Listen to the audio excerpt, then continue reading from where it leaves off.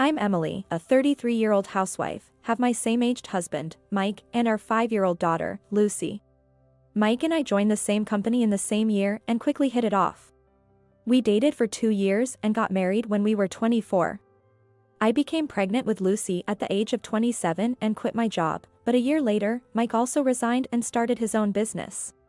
Honestly, I didn't want him to start a business at a time when we needed more money, but Mike, who never listens to others, suddenly said one night, "I quit my job," and it was too late. His business struggled to take off, and there were months when our income was less than $1,000. Despite this, Mike casually used my savings from before we were married for cash flow, plunging our family into extreme poverty. I had no choice but to work as an office clerk at a nearby company, and since Mike mostly worked from home, I asked him to take care of Lucy. He's quite careless, so there were some nerve-wracking moments, but when Lucy entered kindergarten, he started to help with drop-offs and pickups. I kept telling myself this kind of marriage was okay. However, since Lucy started kindergarten, Mike's behavior began to change. He would keep his cell phone all the time, frequently message someone, and smirked while reading texts, typical signs of cheating. He would leave Lucy alone and go out, and once she even fell down the stairs and broke her bone. Why do you go out alone? What if she had been seriously hurt? Shut up, if that happened, we could just have another kid. I was shocked by his words. I was stunned, and Mike said, but I don't want to do it with you anyway," smirking. He's definitely cheating, and in his heart, he's already abandoned Lucy and me. I was so shocked I couldn't even cry. After that, Mike began to brazenly stay out overnight. I even received creepy calls with nothing but loud laughter from a woman, presumably his mistress. "If you want a divorce, just say it. Am I just an ATM to you?" I was so angry I couldn't sleep.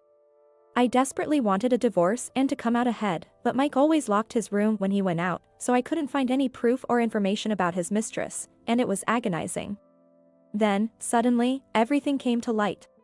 One night, I got a call from the police. Mike had been in a traffic accident. It was a single-car accident, and he was with a woman in a rental car. A woman, his mistress, right? He said he was on a business trip, but it was a lie. I was boiling with anger as I contacted my parents to take care of Lucy and drove to the hospital where Mike was taken. "Sorry, I got a call from the police earlier." I asked at the ER reception, and it seemed he was not in life-threatening condition. I felt relieved when I heard it. Oh no. Why am I relieved? I should have not cared about that cheater's life. Muttering to myself, I went to his room just as the attending doctor was coming out. Fortunately, there's no head injury. But he suffered multiple fractures and bruises from the impact, and there might be lasting disabilities, the doctor said. Understood. Thank you. And, the woman who was with him, they didn't tell me clearly, but it seemed she hadn't been wearing a seatbelt and had sustained serious facial injuries and a strong impact to her neck. Hearing this, I shuddered but thought, that's divine punishment. When I entered the room, it was a 2-bedroom, and Mike and the woman who seemed to be his mistress were both sleeping there. The nurse said they usually separate men and women into different rooms, but due to a lack of room, they had to put both of them in the same room for now. So, the woman next to him must be the one who was in the rental car with him.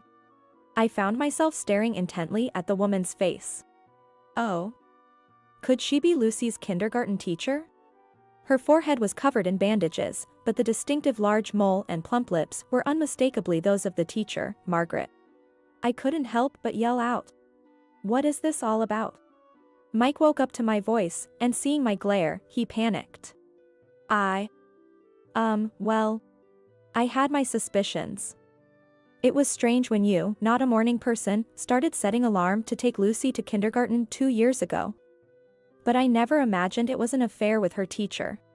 Well, it was just, she was young and beautiful, a moment of weakness. Mike's unusually meek response was probably because he had already been told by the doctor about the possibility of lasting disabilities. Haltingly, he explained, and he looked like a truly pathetic loser.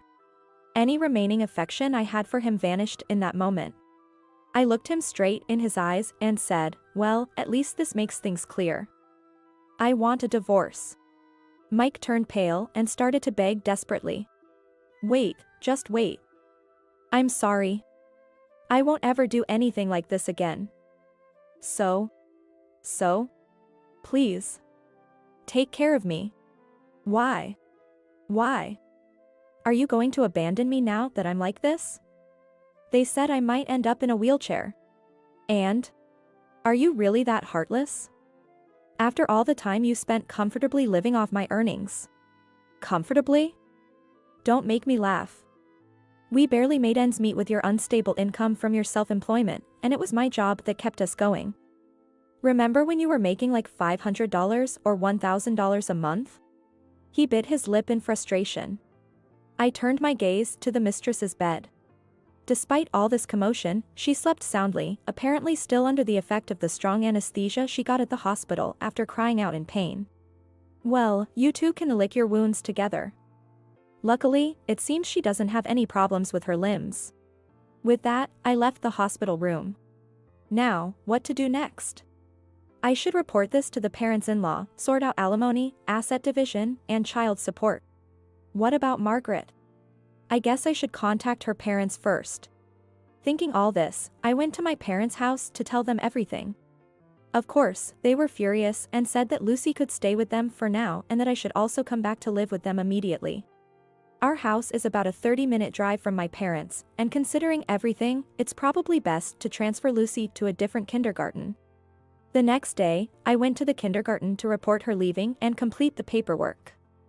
There was a bit of a stir when they couldn't get in touch with the teacher, Margaret. Ignoring that, I completed the formalities and was about to leave when a mother of one of Lucy's friends approached me. It's unusual to see you here, it's always been your husband lately. When I told her about the accident and his hospitalization, she said, "Oh dear, that's terrible. My husband and I will go visit him in the hospital." Right, her husband works in the same field as Mike and they were good friends. An idea popped into my head. Everything went according to my plan after that. I urged her to go as soon as possible, and thanks to that, she and her husband visited him on Saturday of that week. Mike and Margaret were still in the same hospital room at that time. Of course, I had told the mom friend in advance that the person he was with is also hospitalized in the same room. I didn't say who it was, though. What's going on? Why is Margaret there? She called me right after leaving the hospital room. That's when I told her about Mike's affair with her for the past 2 years, and how they sneaked out for a drive that night. I've decided to divorce him. I'm moving back to my parents' house and transferring Lucy to a different kindergarten. It's really sad to leave a wonderful mom like you. I buttered her up a bit, knowing her love for gossip. By Monday, she would probably spread the news. The next day, Sunday, I went back to the hospital. It was to discuss the divorce with Mike. However, he was desperately begging me for forgiveness. Please. I'll never do anything like this again. I swear. You're the only one who can save me. I'll become a good husband and father from now on, he pleaded, almost prostrating himself. Then, Margaret, who had woken up in the next bed, shouted out. Wait a minute. This is no joke. If our affair gets out, I won't be able to stay at the kindergarten anymore. And with these scars on my face. You'll have to marry me. To her outburst, Mike was unbelievably cold. You're not a sight for sore eyes anymore. Sorry, but I can't live with a woman like that. What did you say? It's your fault for driving poorly. It's because you kept touching me such part. You're the one who told me to touch there. So, that's what caused the accident. I couldn't help but smirk at this revelation. Once their argument settled down, I spoke kindly to Mike. I understand how you feel. But given what's happened, I want to settle things between us first. Let's get divorced. Then we can look for ways to start over. His face brightened a bit at this. So, you'll still take care of me? Yes. But as a consequence of your affair, I want to get divorced first and then sort out the alimony, asset division, and child support. That way, I can also clear my mind. He seemed to agree with my explanation. Happily, he agreed with the divorce along with a pledge to pay a total of $150,000 in alimony, asset division, and child support in one lump sum. After leaving the hospital, I went straight to the lawyers and proceeded with the divorce. A week later, Mike contacted me. Hey, you haven't visited me since then. You said you would take care of me. Oh, right. We need to talk about that. I was a bit suggestive in my response. Talk? About what? About how much you're going to pay me. What? He sounded utterly baffled, so I explained politely. Like a hospital sitter service or care assistance. It's about $30 per hour, so for 2 hours a day, 10 days a month, that's $600. Plus, travel expenses of $15 for each round trip, making it $750 in total. I'll need that up front, please. Wait, what are you saying? You're charging me? Of course, we're strangers now. I have to be compensated. At this point, Mike cursed me, you're the worst. I get it, I understand his feelings. His job requires on-site inspections, but with his condition, that's impossible for now. Moreover, Margaret is demanding $300,000 in damages because of her facial scars. And there's probably a bill for the totaled rental car. Well, it looks like our negotiation is off. You better ask your parents for help. With that, I hung up. Later, I heard Mike was discharged and went back to his parents' house. But apparently, his elderly parents couldn't provide adequate care, and he often fell out of his wheelchair and is now almost bedridden. Also, Margaret reportedly left the kindergarten and is now a shut-in at her parents' house, bombarding Mike's family with angry calls and emails daily. It seems the only lasting scar is on her forehead, but for her, who prided herself on her beauty, it's unforgivable. It's a pity, but she also had to pay alimony for the affair, and her parents covered the shortfall. For them, it might have been just a fling. But what you do comes back to you. I feel sorry for them, but it's divine justice. They should live with their guilt. I feel bad for burdening Lucy so suddenly.